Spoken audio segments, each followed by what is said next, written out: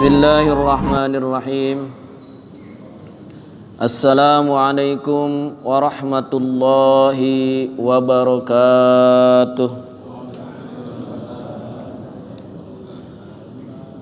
Alhamdulillahilladzi hadana lihada wa ma kunna linahtadiya laula an hadanallah. Alhamdulillahilladzi arsala rasulahu bil huda wa dinil haqq liyudhhirahu ala dini kullihi walau karihal musyrikun. Allahumma alhimna marasida umurina wa izna min sururi anfusina wa min sayyiati a'malina. May yahdihillahu fala mudilla lahu wa may yudlilhu fala hadiyalah. Nashhadu an la ilaha illallah wa nashhadu anna Muhammadan abduhu wa rasuluh la nabiyya ba'da. Amma ba'du. Hadirin rahimakumullah. Kemarin kita sudah membahas mengenai surat Al-Kahfi isinya, di mana kita masih terhubung membahas mengenai kaidah kitab hikam dari kaidah yang ke-15 sampai kaidah yang ke-25, di mana judul awalnya adalah Al-Kaunu kulluhu dzulmatun wa annama anarahu dhuhurul haqqi fih. Al-Kaunu kulluhu dzulmatun, alam ini asalnya gelap. Berarti alam ini tidak ada, makhluk tidak ada, dan Allah subhanahu wa ta'ala belum dikenal sebagai Allah. Allah pun belum dikenal sebagai Rabb. Allah pun belum dikenal sebagai Malik. Allah subhanahu wa ta'ala belum dikenal sebagai Allah itu adalah ilah kita. Tidak ada. Maka hadirin, Allah subhanahu wa ta'ala ingin dikenal. Maka kemudian Allah, hadirin rahimakumullah, memancarkan satu genggam daripada nurnya menjadi Nur Muhammad sebagai bahan baku daripada ini zaman, ini alam, ini waktu, dan akhirnya adalah bahan baku daripada seluruh makhluk. Maka Rasulullah SAW bersabda, ana abul ruh, aku adalah bapaknya daripada seluruh ruh, wa Adam, dan Adam adalah abul basari, Adam adalah bapaknya daripada semua daripada jasad-jasad yang ada. Hadirin rahimakumullah, setback ke belakang, bahwa hadirin, Allah subhanahu wa ta'ala, diingatkan lagi, Allah menciptakan dua makhluk yang selalu mengincar kita.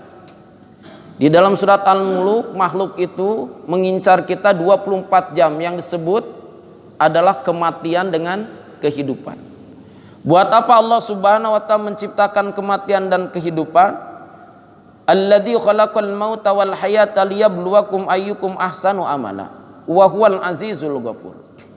Dialah Allah subhanahu wa ta'ala yang menciptakan kematian dan kehidupan. Untuk apa itu? Liyabluwakum ayyukum ahsanu amala. Untuk melihat, untuk menguji siapa di antara kita yang paling baik amalnya. Jadi kehidupan ini adalah, hadirin, tempatnya audisi. Dan kalau ada audisi, pasti ada yang tereliminasi. Makanya tidak semuanya orang, hadirin rahimakumullah, lahir menjadi orang-orang yang baik, menjadi pemilik daripada amal yang baik. Maka hadirin, ada amal-amal yang buruk. Maka kemudian untuk apa ini amal yang baik? Untuk bekal kita menentukan kehidupan kita yang baik di dunia, sebagaimana permintaan kita, Rabbana atina fid dunya hasanah wa fil akhirati hasanah wa qina adzabannar. Saking pentingnya ini doa, sampai hadirin rahimakumullah, Allah sudah lebih tahu dari awal bahwa manusia menginginkan seperti ini. Sampai dicantumkan di dalam Al-Qur'an doa ini. Sampai hadirin rahimakumullah, haji mengelilingi Baitullah pun, hadirin rahimakumullah, Ka'bah namanya, doanya adalah ini, Rabbana atina fid dunya hasanah wa fil akhirati hasanah wa qina adzabannar. Tapi semua orang yang berdoa tentang masalah ini tidak tahu dan tidak mau konsekuensi logis daripada kerjanya. Padahal konsep doa ini hanya sebagai ontologis dan epistemologis, ataupun hadirin rahimakumullah sebagai kognitif dan afektifnya, belum sampai kepada psikomotoriknya, belum kepada ini sebagai ikrarun bilisan wa tasdikun biqalbi, belum amalun bil arkannya. Coba kalau benar-benar doa ini ingin dikabul oleh Allah Subhanahu wa taala dan kita siap terima kabuliat doanya, sudah barang tentu konsekuensi doa ini harus dilaksanakan oleh kita. Ingin hasanah dunia, ingin hasanah akhirat. Maka dalam kehidupan kita waktu ini ada 24 jam. Bagusnya kira-kira dibagi 24 jam ini dibagi dua, untuk akhirat, untuk dunia. Untuk dunia hasanah, untuk akhirat hasanah. Berarti kalau 24 jam dibagi dua jadi berapa? 12 jam. Kata Imam Al-Ghazali di dalam Aliyah Ulumuddin, tidak perlu 12 jam, terlalu berat, bagi 3 saja. 24 bagi 3 jadi berapa? 8 jam. Nah sekarang coba kita introspeksi diri. 8 jam digunakan untuk dunia, menjemput ma'isyah. Artinya ma'isyah untuk menjemput rizki Allah. Karena kita punya tanggungan, tanggung jawab kita, keluarga kita. Sudah kita lakukan. Jam 8 berangkat kerja, hadirin, bahkan subuh-subuh sudah berangkat. Jam 8 kerja, pulang jam 4. 8 jam ya? 8 jam. Jam 8 jam lagi kita ambil untuk istirahat, tidur kita. Jam 8 malam tidur, kemudian jam 4 bangun. Nah berarti yang akhirat itu 8 jam harusnya. Sholat kira-kira paling lama berapa menit? Pak, assalamualaikum. Ambillah 10 menit. 10 kali 5 50 menit. Dengan zikirnya tambah 10 menit, jadi tinggal 1 jam. Harusnya satu hari itu, satu malam berapa jam untuk akhirat nih? 8 jam. Kita hanya melaksanakan 1 jam. Jadi kira-kira punya hutang kepada Allah berapa jam untuk akhirat kita? 7 jam. Ternyata orang-orang ini, manusia ini penghutang ya Pak, kepada Allah juga. 7 jam tiap hari itu, 7 jam, 7 jam, 7 jam. Maka untuk mengganti ini, hadirin rahimakallah, kata ulama fuqaha, 1, intidoru sholat ba'da sholat. Kata ulama hadirin rahimakumullah tauhid mengatakan innamal a'malu binniyat. Jadi sambungkan dua ini. Jadi niatkan pada saat hadirin rahimakallah mengisi kehidupan ini, niatkan untuk menunggu sholat. Kayak yang disebut ibadah intidoru sholat ba'da sholat, menunggu waktu sholat setelah datangnya waktu sholat. Nah ini habis sholat subuh niatkan, karena tergantung niat. Niatkan untuk menunggu sholat duhur. Ini kata ulama, dua ulama fuqaha dengan ulama tauhid. Kata ulama tasawuf sufi, hadirin rahimakumullah, untuk menutupi kekurangan ini, helaan napas kita harus zikir. Alladzina yadhkurunallaha qiyaman wa qu'udan wa ala junubihim wa yatafakkaruna fi khalqis samawati wal ardi rabbana ma khalaqta hadza batila subhanaka faqina adzabannar. Pada saat dia berdiri, dia zikir, duduk zikir. Pas hadirin rahimakumullah dia berbaringkung zikir. Abdul dzikir fa'lam annahu la ilaha illallah. Tidak perlu ada wudu. Kalau akbaru dzikir salat harus wudu. Kalau khairu dzikir membaca Al-Qur'an harus punya wudu. Hadirin rahimakallah, kalau asanu dzikir sempurna sumpahnya dzikir harus ada pengorbanan. Tapi ini abdul dzikir fa'lam annahu la ilaha illallah. Ucapkan saja kalimat la ilaha illallah. Maka pada saat kita narik napas, la, yang dimasukkan itu tidak ada ilah, tidak ada dunia, tidak ada duit, tidak ada pangkat, tidak ada apapun. La ilaha illallah, keluarkan. Latihan itu. La ilaha illallah, keluarkan napas. La ilaha illallah, la ilaha, tarik napas, illallah, keluarkan. Coba Pak. La ilaha illallah, la ilaha illallah, dalam hati sir.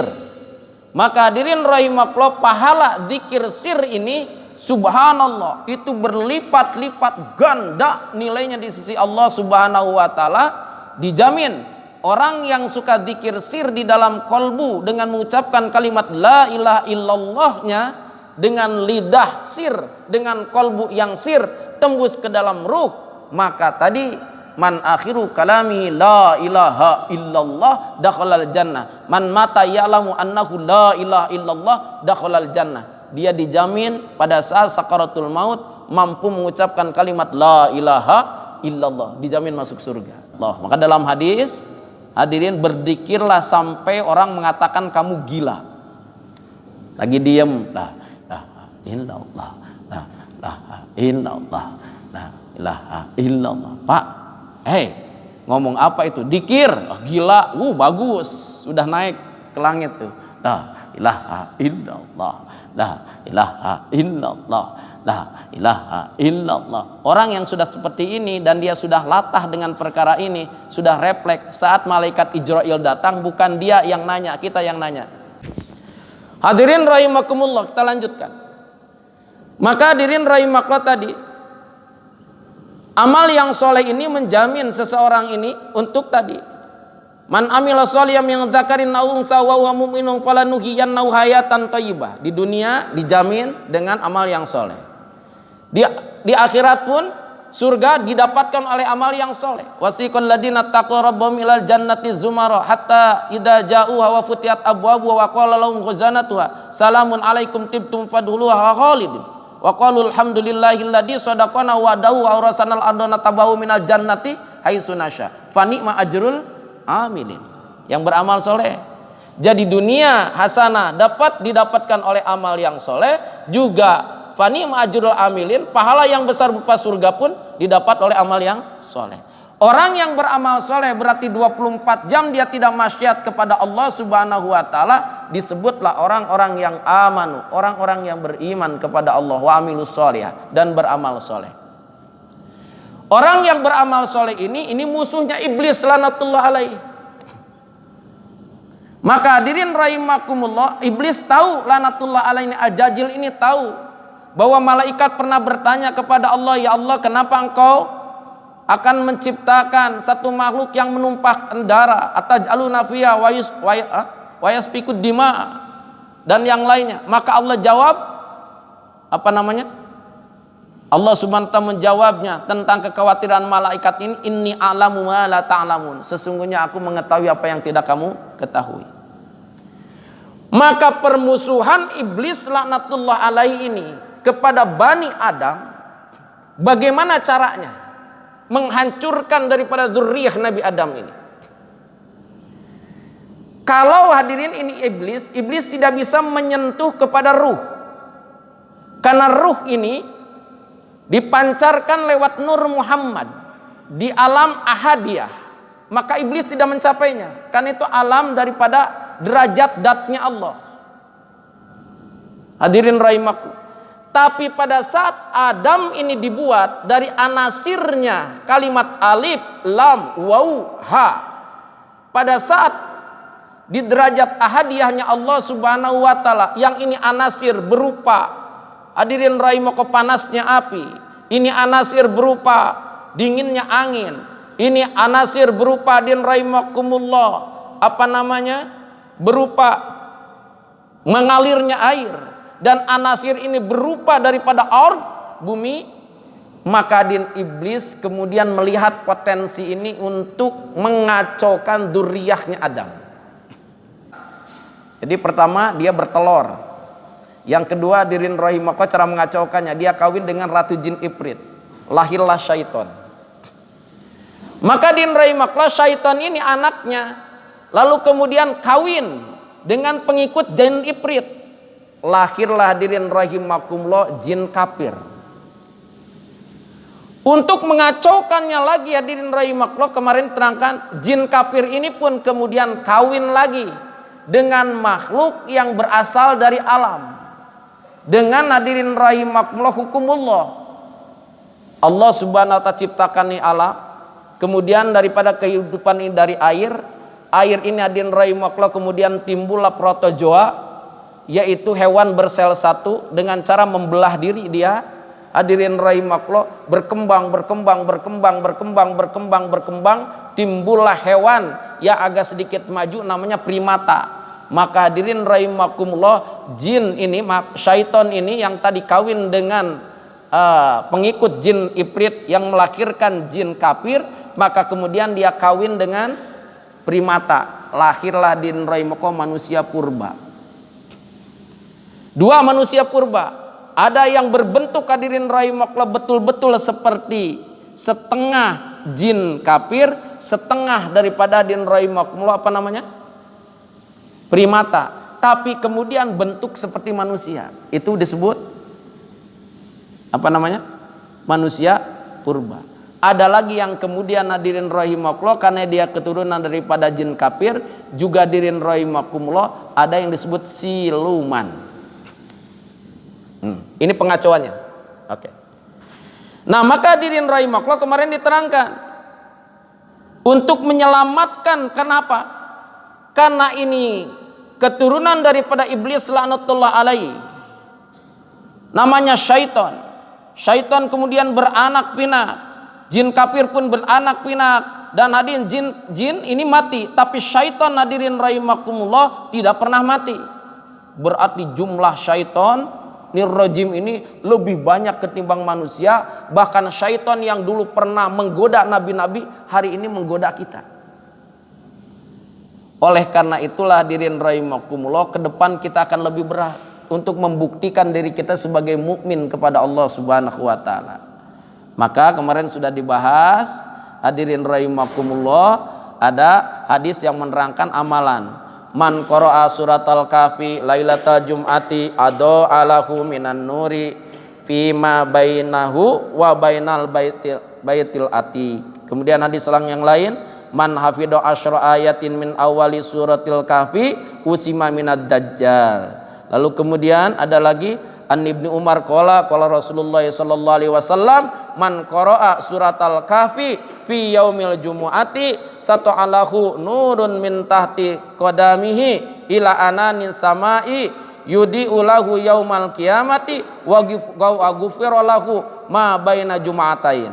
Hadirin, intinya Rasulullah sallallahu alaihi wasallam menganjurkan agar kita hadirin rahimakumullah mengamalkan atau mendawamkan surat Al-Kahfi baik malam Jumat maupun siang Jumat dibaca dan dihafalkan minimal 10 ayat awal atau 10 ayat akhir. Apa? Rasulullah bersabda, barang siapa orang yang suka membaca surat Al-Kahfi malam Jumat atau siang Jumatnya, maka Allah Subhanahu wa taala akan anugerahkan kepadanya cahaya yang memancar ke langit pada saat nanti dalam gelap gulitanya ini akhir zaman, dalam gelap gulitanya daripada kiamat, pada waktu mendekati daripada kiamat, kemudian Allah akan ampuni orang itu dosanya antara Jumatain, antara 2 Jumat, Jumat sekarang sampai Jumat ke depan. Bahkan ulama bilang 2 Jumat, Jumat sekarang, Jumat ke depan, dan Jumat yang akan datangnya, yang membaca surat Al-Kahfi malam Jumat dengan siang Jumatnya, yang menghafal 10 ayat Kahfi, maka dia akan dijauhkan dari fitnah Dajjal laknatullah alaih. Gua berarti sering di gua. Yang kedua, ayat 9 sampai 26 surat Al-Kahfi, kisah pemuda Al-Kahfi kemarin diterangkan. Kenapa? 300 tahun ditambah 9 tahun, 309 tahun ditidurkan, tidak makan, tidak minum. Ini isyarat kalau kita mau selamat akhir zaman, hati-hati makan minum. Kulu wasrobu halalan thayyibah. Harus makan dan minum yang halal dan yang baik. Walaupun ada yang halal dan baik, yang baik wala tusrifu, jangan berlebih-lebihan. Makan nasi saja tidak boleh berlebih-lebihan. Kenapa kira-kira? Satu. Yang kedua, din rahimakumullah, akhir zaman ini jangan terlalu mengandalkan otak. Ayat 60 sampai 62-nya kisah pertemuan daripada Nabi Musa dengan siapa? Nabi Khidir alaihissalam. Nabi Musa yang andalkan akal fikiran, hadirin, yang ilmunya langsung diajarkan oleh Nur Kalamullah di Bukit Tirsina, kalah dengan Nabi Khidir yang diberikan ilmu laduni langsung kepada kolbu dengan ruh 3-0. Tidak sabar menghadapi Nabi Khidir. Bahkan Nabi Khidir sampai sekarang hidup memelihara lautan dan air-air di seluruh dunia ini. Subhanallah. Jadi ke depan jangan terlalu andalkan otak, Pak. Andalkan kolbu dengan ruh. Insya Allah kita selamat. Yang ketiga, ada ancaman. Ayat 83-85-nya itu kisah Zulkarnain yang hadirin rahimakumullah, Allah suruh untuk membuat tembok besar untuk Ya'juj wa Ma'juj. Ya'juj wa Ma'juj ini jumlahnya hadirin rahimakumullah sekarang kata ulama 10 kali lipat jumlahnya daripada manusia yang ada di muka bumi. Dan terus beranak. Berarti manusia sekarang 7 miliar. Mereka ada berapa berarti? 70 miliar. Ya'juj wa Ma'juj. Hati-hati, ini ancaman nyata. Setelah Dajjal laknatullah alaihi adalah ini. Dajjal masih bisa dibunuh. Oleh siapa? Nabi Isa alaihissalam. Diperangi oleh Imam Mahdi. Karena Imam Mahdi itu punya 12 panglima nantinya. 12 panglima, wajahnya sama, tingginya sama, tetapi ilmunya bukan ilmu otak, ilmu kolbu dengan ilmu. Nah, jadi ini hati-hati. Ini yang betul-betul ini tidak bisa dibunuh. Maka hadirin rahimakumullah, dan dikatakan oleh Zulkarnain bahwa ini tembok akan hancur satu waktu kalau Allah menghendakinya. Maka kalau sudah hancur, ini Ya'juj wa Ma'juj, hadirin rahimakumullah, anaknya daripada Gog Magog, daripada keturunannya Yafit, anaknya daripada Nabi Nuh alaihissalam, saudaranya daripada Genghis Khan, hadirin rahimakumullah, subhanallah, nanti akan turun seperti air bah dari puncak gunung, dan tidak ada manusia yang selamat pun. Seluruhnya dia bunuh, hewan-hewan dia bunuh. Semoga hadirin keturunan kita diselamatkan dari perkara ini. Subhanallah. Tapi sekarang ada di mana? Disembunyikan di portal gaib, hadirin rahimakumullah, beda dimensi dengan kita. Hadirin rahimakumullah, subhanallah. Ini penyelamatnya apa? Orang yang tidak akan terbunuh, hadirin rahimakumullah, dan diselamatkan adalah kembali orang yang tadi dalam surat Nurus samawati wal ardh masalun nuri kamishkatin fiha misbah al-ayah ayat 36-nya fi buyutillahi adinallah. Orang-orang yang senang suka di rumah-rumahnya Allah, di masjid-masjidnya Allah. Oke, kita lanjutkan. Itu udah kemarin dibahas. Sekarang hadirin rahimakumullah, kita bahas yang baru. Ya.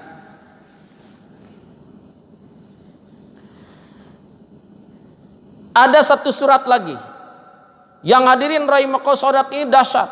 Sampai ada hadis Bismillahirrahmanirrahim, annan Nabi sallallahu alaihi wasallam ba'asa rajulan ala syariyati wa kana yaqra'u ashabihi fi salatihi fayahtimu bi qul huwallahu ahad falamma raja'u dakaru dzalika lin nabiyyi sallallahu alaihi wasallam faqala saluhu la ayyi syai'in yasna'u dzalik fasa'aluhu faqala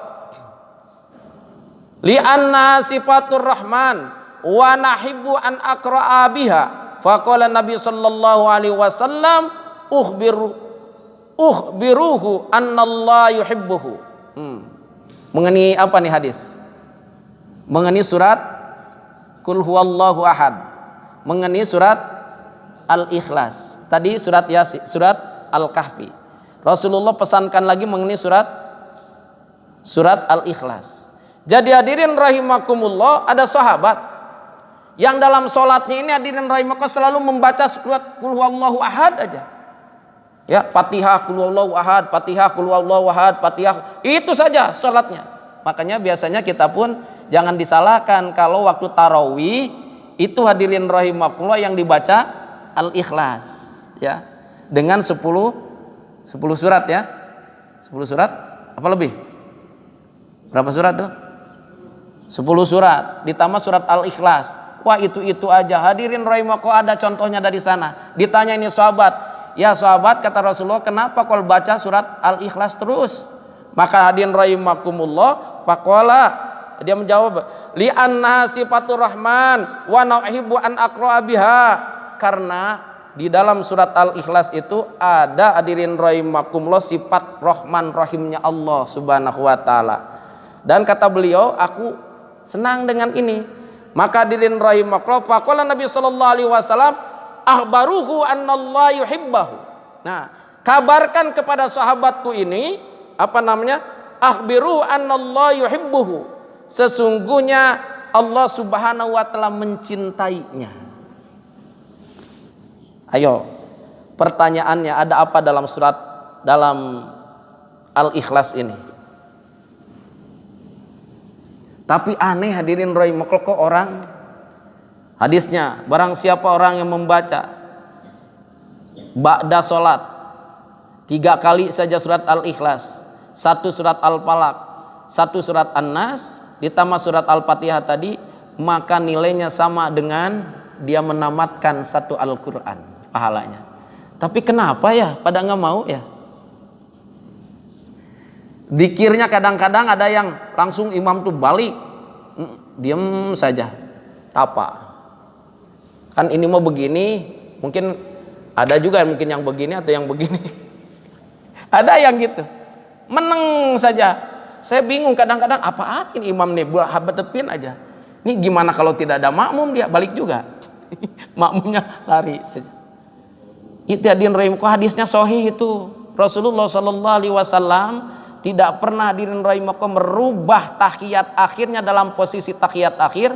Sebelum hadirin rahimakumullah, pertama beliau membaca istighfar 3 kali. Kemudian beliau membaca hadirin rahimakumullah yang tadi dibaca 10 kali itu. La ilaha illallah la syarika lah, lahul mulku wa lahul hamdu yuhyi wa yumitu wa huwa ala kulli syai'in qadir. Dalam hadisnya sunnah ba'da subuh 10 kali. Ba'da subuh 10 kali. Tapi kalau sholat-sholat yang biasa cukup 3 kali saja. Kemudian Rasulullah SAW pun bersabda, Rasulullah tidak pernah hadirin meninggalkan membaca surat Al-Fatihah. Rasulullah juga hadirin rahimahullah tidak pernah merubah posisi tahiyat akhirnya sebelum membaca Allahumma antas salam wa minkas salam wa ilaika ya'udus salam fa inna rabbana bisalam wa dikhna jannata darus salam tabarakta rabbana wa ta'ala tayyadal jalali wal ikram Allahumma la mani'a lima ataita wa la muti'a lima manata wa la rada lima qadaita wa la yanfa'u jadi min kaljad Allahumma inna ala dzikrika wa syukrika wa husni ibadatik. Sampai situ hadisnya jelas tuh di dalam kitab Bulughul Maram, sahih hadirin rahimakumullah. Dan ada yang tingkat hasan. Tingkat hasannya Rasulullah SAW pun selalu berlindung kepada Allah daripada hadirin rahimakumullah siksaan api neraka. Di situ tidak disebut kalimatnya, mangga apa saja. Maka ulama kemudian menyebut hadirin rahimakumullah membikin kalimat dengan Allahumma ajirna minanar atau Allahumma ajirni minanar. Kemudian berubah hadirin rahimakumullah posisi Rasulullah SAW menghadap kepada bahu daripada bahu kanannya menghadap ke makmum. Kira-kira kalau bahu kanannya aja tidak dua-duanya jadi kemana? Di dalam kitab Fathul Mu'in berarti ke sebelah sana, ke sebelah utara. Karena ininya saja yang kelihatannya. Tuh. Jadi jangan balik begitu. Kecuali kalau ada wahyu, memang ada hadis itu. Kalau ada wahyu turun, maka Rasulullah SAW hadirin rahimakumullah tidak berzikir, langsung sampaikan itu wahyu kepada sahabat. Makanya itu suka dilakukan aja jamaah tabligh tuh kalau ada bayan. Langsung gitu bayan, menyampaikan.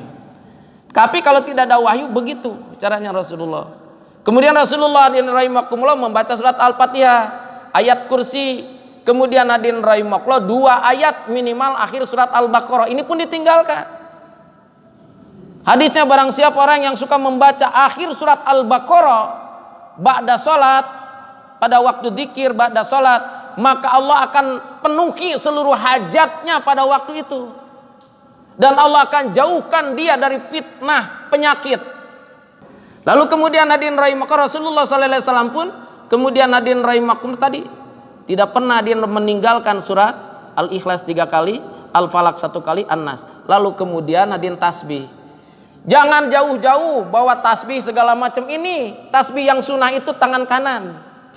Tangan kiri jangan dilakukan. Allah bikin tangan kanan ini ruasnya 33.